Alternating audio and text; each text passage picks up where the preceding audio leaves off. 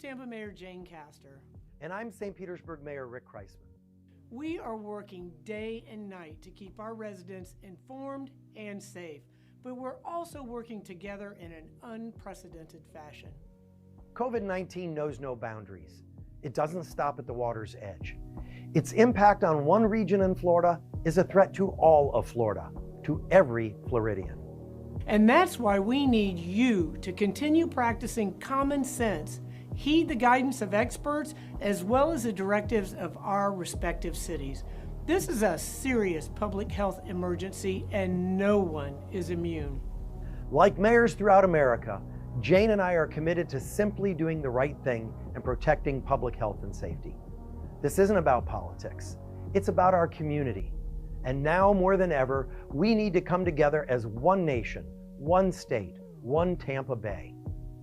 We appreciate our region's efforts to date and urge you to continue to stay inside unless you're in need of essential services or fresh air.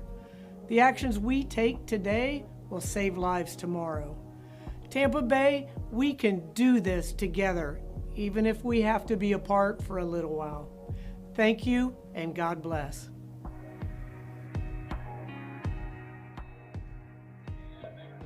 All right. Hello, Tampa. Thank you so much for tuning in again for our afternoon update. Have an incredible guest here with us, Mayor Rick Kriseman from right across the bay, very good friend. So we are going to talk to him about what's going on in St. Petersburg and some of the similarities and some of the differences that we have. But first, I want to start with an update on the number of cases we have. Right now, currently in Hillsborough County, we have 971 cases. We have 19 deaths, which is the same number as the last program that we had on Friday. So that's good news. Bad news is that 19 people have lost their lives. And as I say, every program, there's an individual behind that number, behind each of those numbers, and there's loved ones behind that individual as well. So we have to do everything that we can to reduce the number of cases and also the number of deaths associated. In Florida, 26,660 positive cases with 789 deaths. Now, I'll give you an update on One Tampa. And just so you know, I'm sure everybody knows, Mayor Kriseman actually launched a Fighting Chance program prior to the city of Tampa launching our One Tampa. And he's going to tell us all about that and how successful that has been. So for One Tampa, we are looking to help individuals and small businesses with those needs. As I always say, it's the food and shelter. And so we're looking at the shelter aspect, helping with 1 month's rent or mortgage and utilities as well. Individuals that live within the city of Tampa and have lost their job or had their wages significantly decreased because of the virus. Those are the individuals that qualified. We went live with that particular program on Friday at noon, and we had 4,500 people waiting for that noon kickoff. At one point, we had 613 calls a second into that. So it just shows the magnitude of the need in our communities. We anticipated that we would have it open for a week. Our goal was to help between 2,000 and 2,500 citizens, which would be $4 million. We had to close down the application process by mid-afternoon on Saturday. So we are going to hold back 250 applications. Those individuals that didn't have the ability to get in online or to call through the crisis center and get to our helpline, we're going to allow you to mail in those applications for relief. The second phase of it is going to be for our small businesses.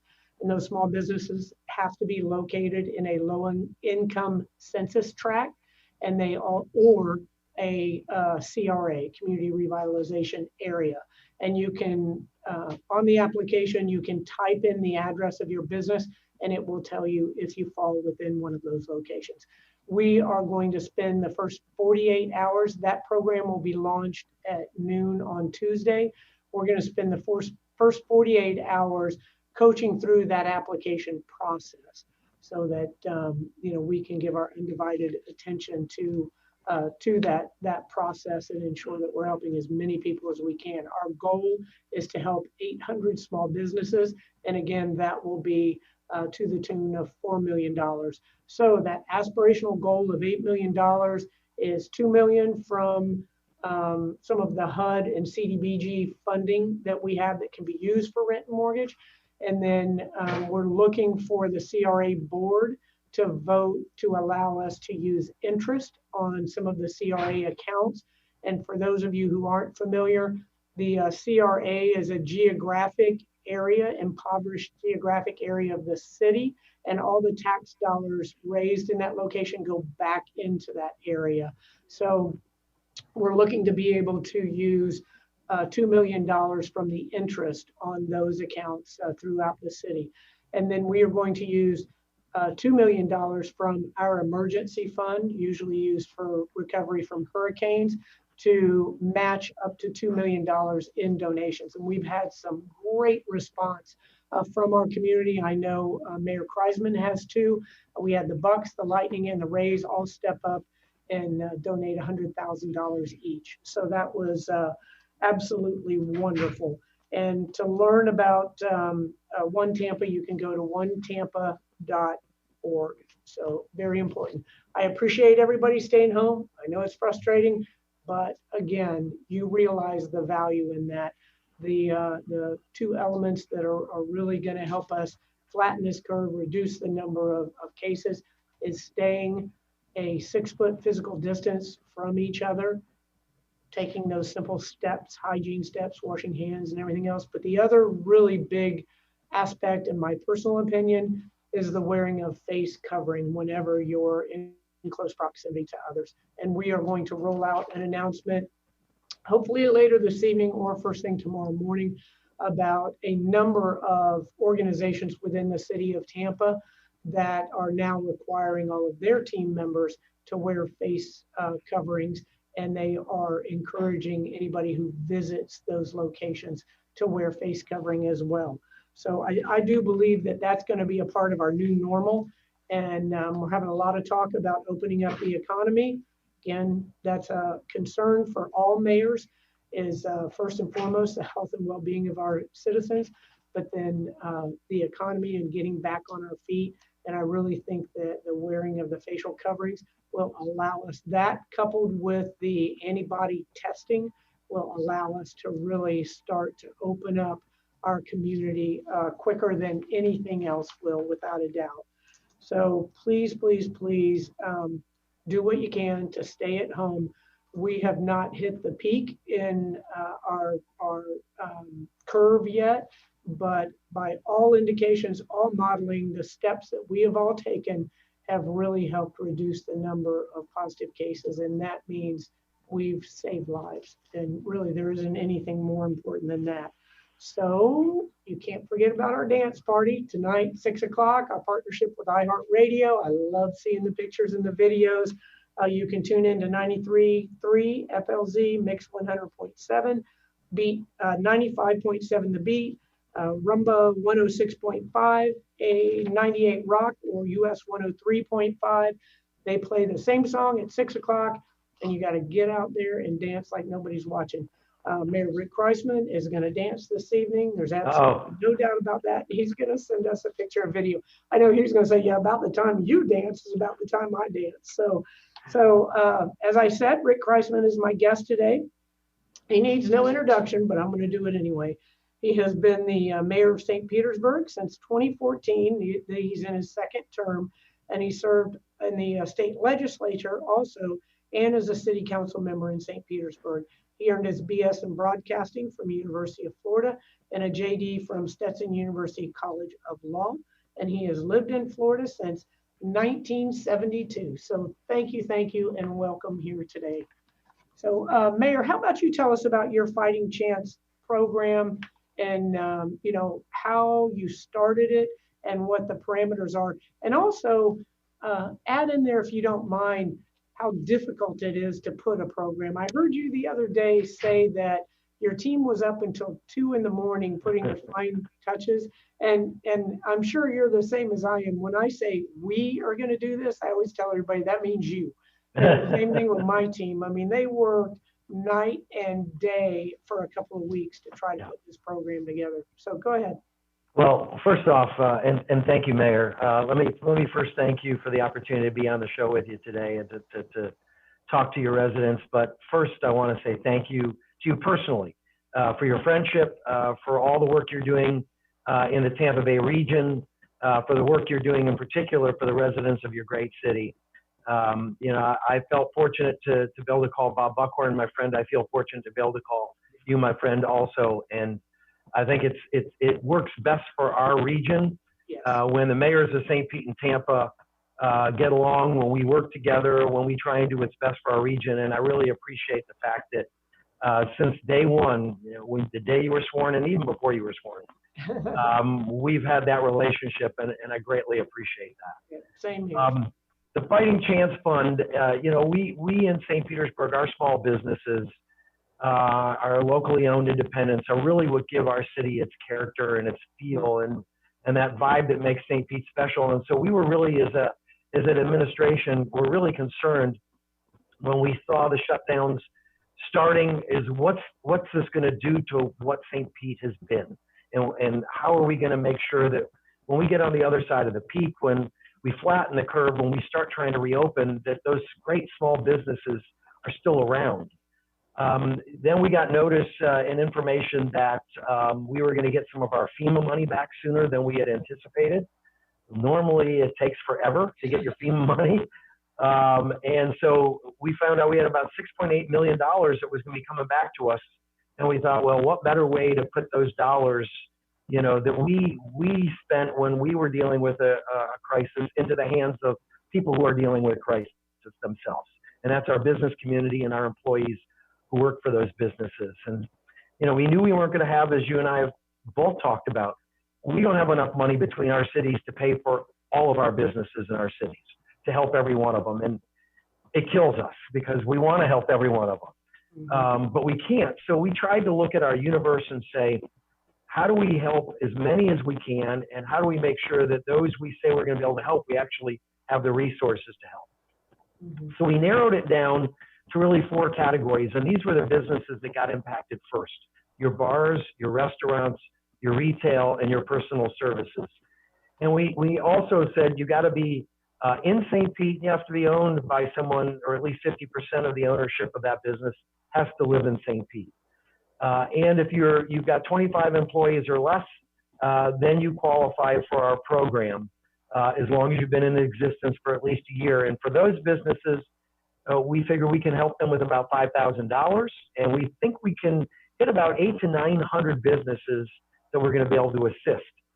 For the people working in those businesses, we thought it was about 3,000 employees that we'd be able to help with about $500 of assistance. And the hope was kind of like what you're hoping, is that this is a bridge, that this is at least going to help them get by until, the federal dollars that we're out there, and we hope they're going to do another round and will be out there, can really provide much more in the form of resources than our 2 cities have gotten.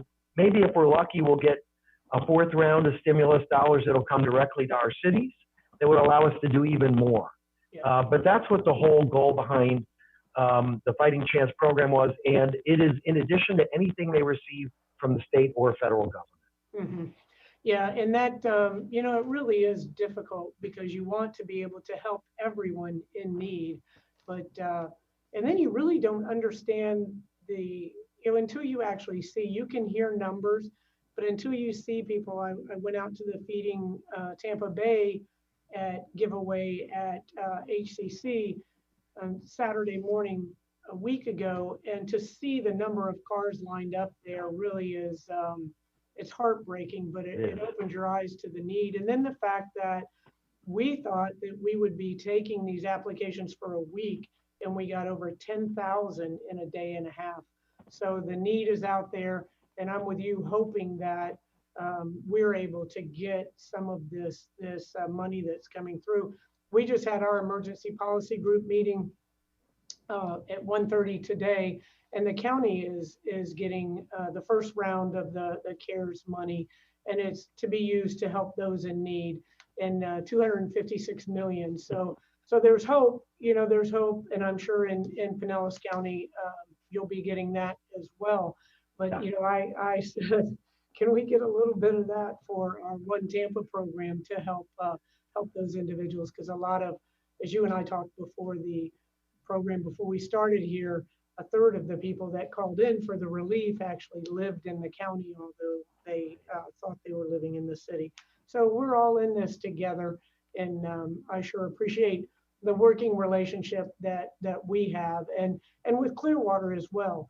Absolutely. As you and I and the prior mayor of Clearwater have discussed many times, that we're so much stronger together as the Tampa Bay area. If somebody comes to open a business in St. Pete, you can say, hey, you get Clearwater and Tampa. That's right. In the deal. So it really is wonderful to be working together.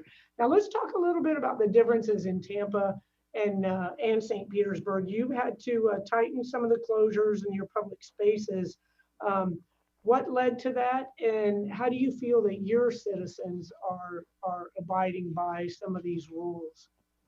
Overall, the residents have been doing a really good job. We just had, some pockets where there's been challenges. We had tried to leave our parks open, and included with that was tennis courts and pickleball courts and things of that sort. And, weekend after weekend, we were getting phone calls. Our police officers were having to respond. We were getting emails of people who were driving by and seeing the courts filled with people that were actually playing and those waiting to play. Yeah. And so we got to a point where, every week I was saying the same thing: please, social distance, practice social distancing, stay at home as much as you can. And we just weren't seeing it happen to the degree we wanted. So we went ahead and we closed those courts. The other issue that we've had is in the parks themselves. We've had a lot of folks who will go in there and they'll start, playing football or soccer, or we've had, we took our volleyball nets down, and I drove by a park and I saw a volleyball net up, and they brought their own net and strung it up. And BYON. That's right. And so, we've had to make it very clear that, organized activities, organized sporting activities in particular, we just can't have that, because you just can't do it and social distance appropriately the entire time you're doing it. And the quicker, as you know, and I know you telling your residents the same thing, the quicker we do this, the better off we're going to be in the long run, and the quicker we can get out of doing this. Yeah, without a doubt. And same with us. We closed down the parks and then left open like 6 trails where people could run, bike, and 2 of those are, one's Bayshore Boulevard and the others are Riverwalk. And so law enforcement has to monitor those on a regular basis. And right. I keep reminding and asking and sometimes pleading with individuals, if you're going to exercise, please try to do it in your own neighborhood, because you don't want to close these things down. People have enough restrictions already. And to your point, the vast majority of people are doing what we're asking them to do. And a lot of times, I'm sure same in your city, it's the younger kids, the ones that are invincible, like you and I were when we were young. But what they fail to realize is that they can be asymptomatic and take it back into the house where those in their home can least afford to get it. And that, as we've seen, had the benefit of learning from some of the other cities, is the disproportionate impact in our brown and black communities. Yeah. You have multi-generational living quite often, and that's where you have, you can have groups of young people go back into these homes to the elderly or those that have health concerns. So very, very important, and we're trying our best to get everybody to take it seriously, because unfortunately, this being silent in so many cases, that by the time you realize what you've done, it's too late. Too late. So that's what we're trying to get out through a series of PSAs and just all kinds of creative ways that we can get that information out especially to the young kids, because it's, they just think they're invincible, including my two young kids. So what has affected the way that your city delivers services to their community? Yeah, so we've, we used to have, if you got a parking ticket, if you wanted to pay your utility bill, we used to have walk-in services. We've gone online or via phone for all of those. The majority of our staff are telecommuting. Certainly everyone who can telecommute is telecommuting. There are some jobs that you just cannot do that, and they are essential services. And so we've even bared those down to the minimum. So for example, our water resources department, who oftentimes is, if there's a leak in a pipe, or if people throw those disposable wipes down and we get a plug, which don't do that, folks. Cost us millions of dollars. I know. Who would have thought in your lifetime that would be a huge concern of yours? You know what? So we've tried to limit the work that those folks are doing to emergencies only, so that we can keep them on a rotating basis, so they're not always on, and social distance even for them to the greatest degree that is possible. And it's a challenge for some of the positions that we have in our cities. It's hard for people to do their job and keep that distance. So we're doing everything we can to get them to do that, to make sure that they're not working every single day on, that they have some rotations where they're on a week, they're off a week. Okay. And it's really the bare minimum that we need to be able to continue to perform the services that our residents expect, but do it in a way that's safe. Mm-hmm. Yeah. And then, so same for us, our essential workers out there, like you say, in water, wastewater, the things that have to happen. And we actually were able to order cloth masks for all of our employees. And so those that are the essential ones out there on the front lines, we were able to get a couple of those for each of our workers. And we've implemented that program. And then also with thermometers, to be able to take the temperature of Right. individuals, places solid waste, those kind of where you have hundreds of individuals coming in, law enforcement, all of our first responders, paramedics, firefighters. So that's very important. And then the repurposing of individuals too. So Parks and Recreation, we actually had our Parks and Recreation, a group of individuals started making the cloth masks. Wow. We got a lot of volunteers from the community too. And then one of the things that I thought was a great initiative, we have two parks that service the elderly in our community. And so as they were repurposed, the parks employees actually called everyone that's on the roster every day to check in on them and just have a conversation, so that that they're not isolated, because it really is a huge social aspect of the elderly population's day.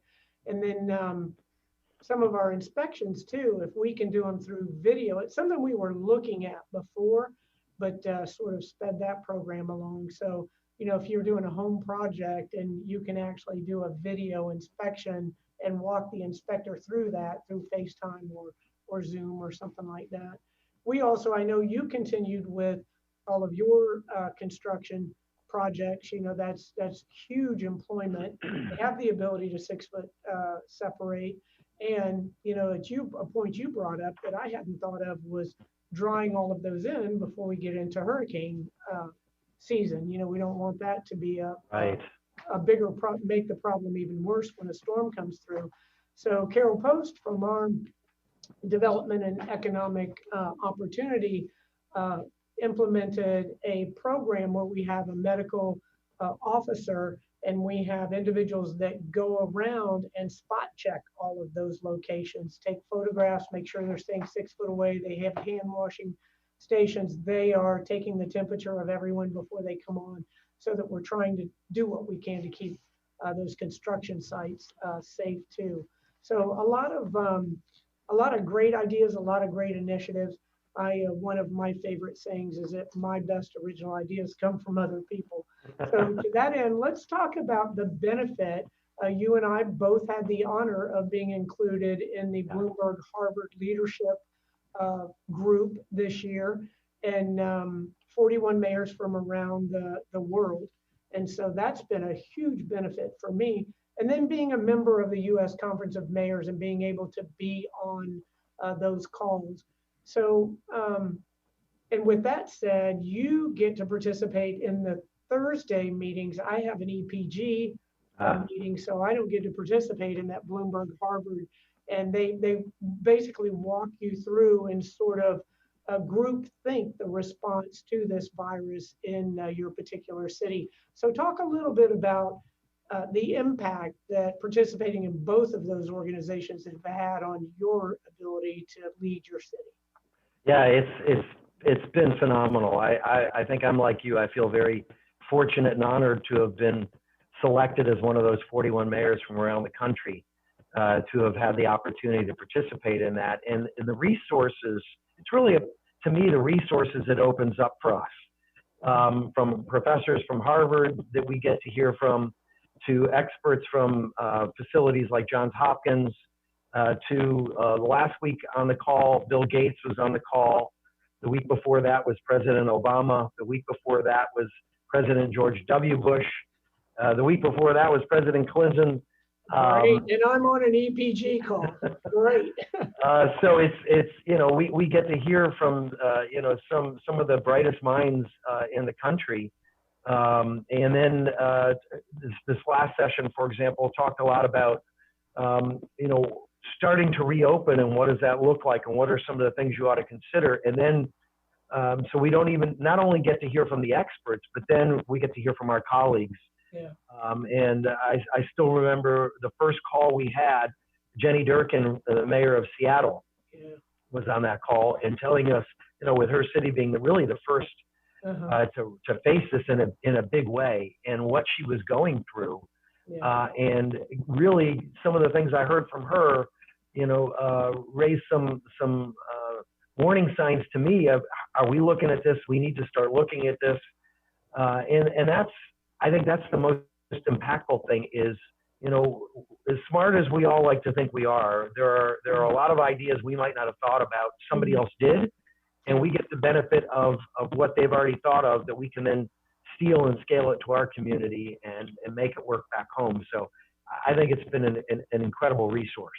Yeah, it really has. And that call, and then a subsequent call where I talked to London Breed from San Francisco that's in our class.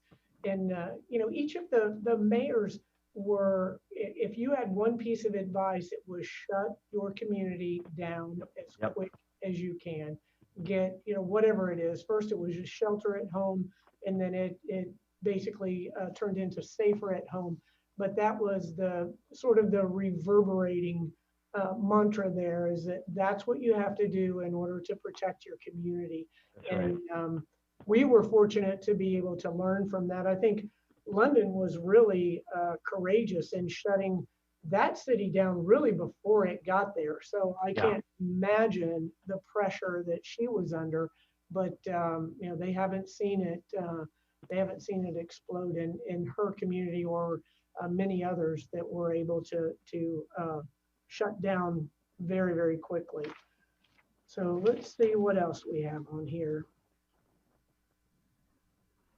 So let's talk about, we were talking about this earlier before the program as well, about states that are going to look to open up quickly. And I believe that Florida is going to be on there. If you go down in the number, the size of the states, you've got New York, you've got California, and then you have Florida. And so what do you feel? Give me your thoughts on that, on the reopening and that balance of watching out for our community's health and well-being, which is our foremost duty, and then bringing our cities back up on their feet economically, which is an incredible concern for all of us. The challenge, I think, is that we as mayors face is we know, because we see it every day, the economic impact that this is having, as we've been talking about with your plan and with my plan to try and help our businesses, because we know how much they're hurting. And so, inside, we want to do that right away. But as you were just saying, you know, our most important job is keeping our residents safe. And so how do we find that balance, and what does it look like? And, you know, I think we're going to be looking at a couple things that we want to see. We want to see for like 14 consecutive days where we're not seeing an increase in cases. If anything, we're seeing a decrease in cases. That I think is really important. We want to see hospitalizations go down. We want to know that there's ample hospital beds if there is another surge that does happen. That second wave comes, that we've got the beds for it and the PPEs for it. That we've got testing and adequate testing, and that there's contract tracing. Yes. You know, I think if those things are in place, it would make me a whole lot more comfortable. You know, what I continue to tell people is, if we rush to this and it comes back, it's going to be that much worse. I mean, and that's what other countries have seen happen. Mm-hmm. It's worse from a health standpoint, and it's worse economically. Yeah. You know, and I would rather us take a little longer. We're going to hurt a little bit more in the short term, but in the long term, we're going to be better off. Right. And it's hard to get people that are living with this to understand that. But I think that's kind of what I'm hoping for. And we're, you know, I'm hoping that, and certainly you and I are going to talk about our plans. I know my plan is to talk a lot with Pinellas County, because I want to be on the same page as my county. You know, and it would be nice to see our two counties on the same page as we go forward in this too, because I think it works better for all of us if that happens. Yeah, I do too. I think that's very, very important. And one of the things we have to do is test more. You know, we have tested just barely over 1% of the population in the state. So you can't make decisions off of a lack of data like that. So we do need to ramp up the testing, and I'm very glad to see the governor ramp that up. We're getting ready to open 3 more sites in Hillsborough County, and in Tampa in particular, it's going to be in East Tampa over in Lee Davis Center. So we'll be in a predominantly African-American community, have access to that testing site. So I think that's critically important. I also think that the antibody testing, like we said before, if we can come in and find, as is being predicted, that large numbers of individuals have had this virus and had no idea that they had it. So if we can identify those individuals and get them back out safely in the workforce. And then also, I firmly believe that the facial covering, you know, if we can get that to be our new normal and have individuals wearing them, there you go, I love it, wearing that face covering. And that would really, really stop the spread of this. But I hope that from a state position that our leaders listen to the science before anything else. Because if we go out too quickly and we end up further back than where we started, I mean, can you imagine what that would do? We think we've been knocked to our knees now. And I just hope and pray that, you know, we're not going to be used as the canary in the coal mine here. So I agree too that as a region, we should go about this in a very thoughtful and practical manner, you know, doing what we can to slowly open our businesses and our community back up. Now, I think I got you beat a little bit. I got one with dots on it, and then I've got one with little dog paws too. I try to get Dessa to wear it. She won't have any part of that. But yeah, it's going to be very interesting because, as I've said too, we're in uncharted waters here. This isn't a hurricane. This isn't, you know, something that we've experienced before. And in most emergencies throughout our country, if we go through it, the cavalry comes in and helps us out. Everybody's in the same position. So there is no cavalry. You're pretty much on your own here. So let's talk about the sports teams and how great they've been to, I got to tell you this story too. Now, I always tell people I'm not one to gossip, so you didn't hear this from me, but you know, our parks are closed down. And so a lot of our park staff they patrol around just to make sure that their people aren't in there with contact sports and things. And saw an individual working out in one of our downtown parks, and she went over to tell him that it was closed and it was Tom Brady. So, Oh my goodness. well, there you go. Wow. So he has been cited. So let's talk about how wonderful our sports teams are to step up and help out in all times of need, really. Yeah, and they really do. And I'm letting the cat out of the bag on this last one, probably before my staff has even had a chance to announce it publicly. But we had already had a commitment from early from the Lightning, Jeff and Penny Vinnick, and from the Glazers and the Buccaneers. And I just received a call from Brian Ald and the Rays, and they are also in for our fund, as they have been. All three of them have been for your fund. It really says a lot about the sports teams and how much they care about the communities. Mm-hmm. And I used to joke with Brian and the Rays sometimes that I felt like they weren't letting the public know enough about everything that they do in the St. Petersburg and Tampa Bay area. And so, it says a lot, and it really is uplifting to know that these folks care so much about what's happening, and you're even seeing that the athletes get involved. Yeah. You mentioned Tom Brady, and the guy just moves here, just becomes a part of this community, and what he's doing for feeding Tampa Bay already. And it's it is really wonderful. Yeah, it really is. And one of the things too, Darcy Glazier, she has women's and girls flag football that runs the largest group of women athletes in the entire United States, and it's like, wow, nobody knows about it except the girls and their families that are involved in that. And the same thing with Jeff and Penny Vinnick. No matter what the situation is, they're always there helping out. And the same thing with Stu and Brian over at the Rays.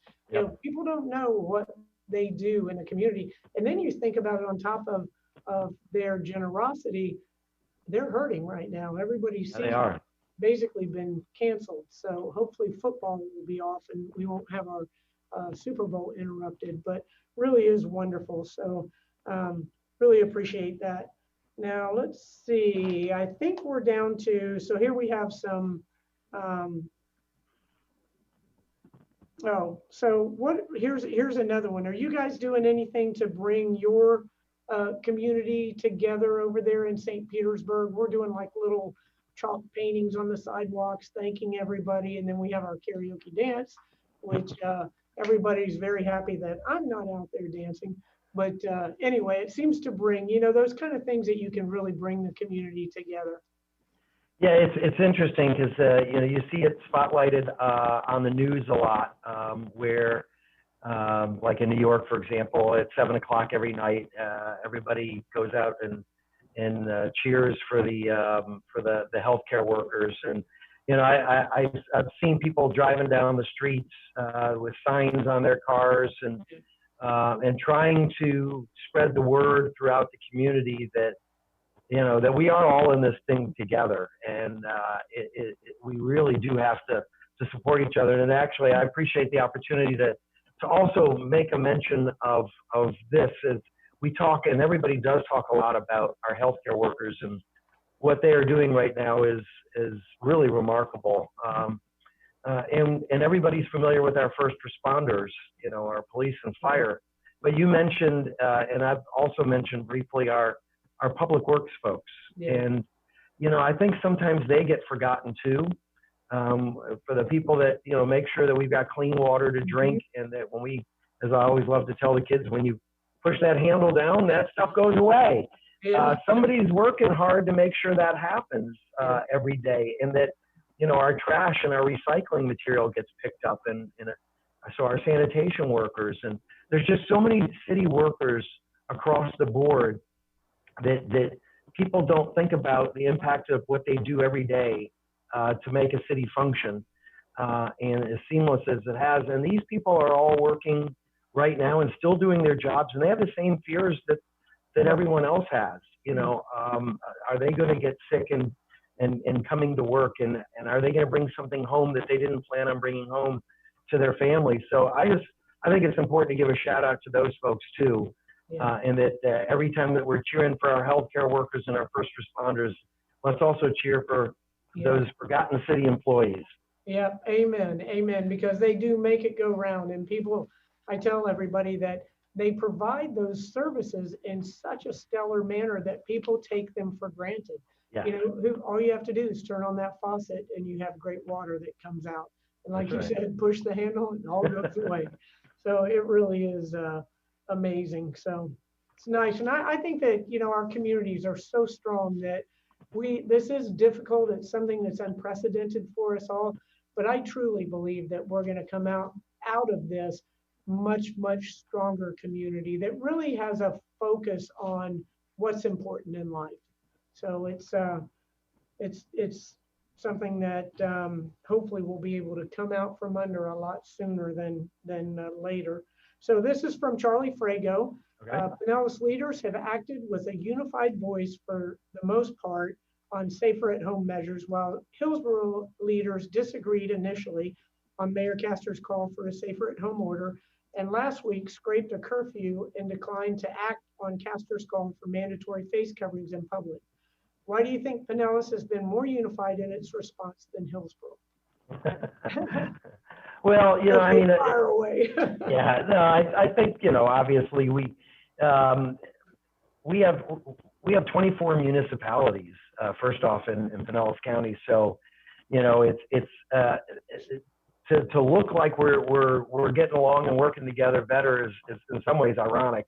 I think the county administrator, Barry Burton, has certainly got his hands full trying to keep 24 children in line. Yeah. And we're not always going to agree 100%. I went in front of the county commission and I talked about wanting to see them go a little further than they did, and ultimately they ended up doing what they felt was best for the county.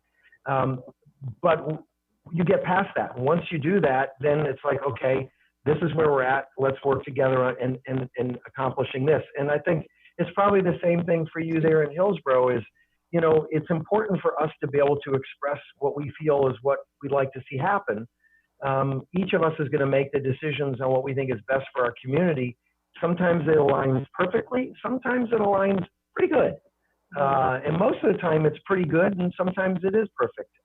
But the bottom line is we are all working together still. So I know that you and I both had times where we're frustrated. I'm sure they felt the same way about us, but ultimately we're doing what we think is best for our residents. Right. And I think that sums it up beautifully, is that ultimately everyone is passionately fighting for the best interests of their community. So I think that's very good. So this is from Brianna Ardondo from Fox 13, and she says, what preparations are underway to reopen the state and local economies? Do you think enough has been done so far based on the COVID numbers you've seen in Tampa and St. Pete? What else can we do, if anything? So I'm going to let you answer that one first. Yeah, well, I think we've really answered that question in that we need more testing. Yep. Hopefully, we'll be able to take delivery of these antibody testing kits, and we'll be able to start doing that in large numbers. And so once I feel that we actually have some reasonable numbers, something above 1%, that we can start making some decisions. I truly believe that face coverings are going to be a part of anything moving forward, and will allow us to really open up some businesses quicker than we may have been able to otherwise.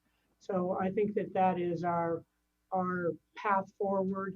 From what the president released in the opening of the economy, we have to get out of that gate in the beginning there with the 14 days of consistent, either a plateau in the number of cases or a downturn in those before we can really make any decisions on wide scale opening. And even if we said today, all right, city's wide open, we're still going to have to crawl. It's going to have to be that crawl, walk, run.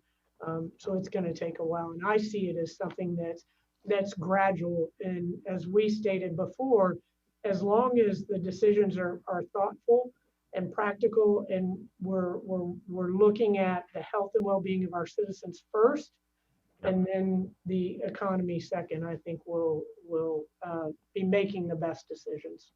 I think the only thing I would add to that is, and I think you said it really well, my big concern or fear, if you would, is whatever our governor decides to do, that we aren't preempted as local governments from taking action that might be different, for example, than say in the Panhandle, because our numbers are different. What's happening in our communities is different.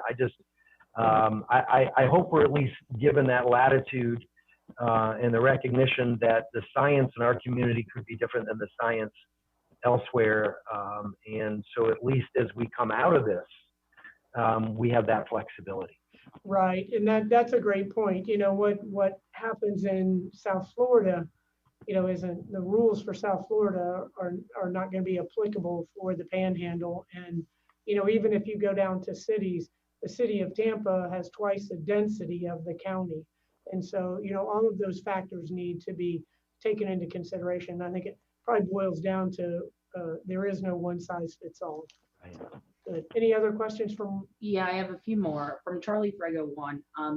Did you ask Senator Rubio today for any special or specific assistance for the city of Tampa? Yes, I did. And I know that Mayor Kriseman has done the same thing in these next rounds of funding.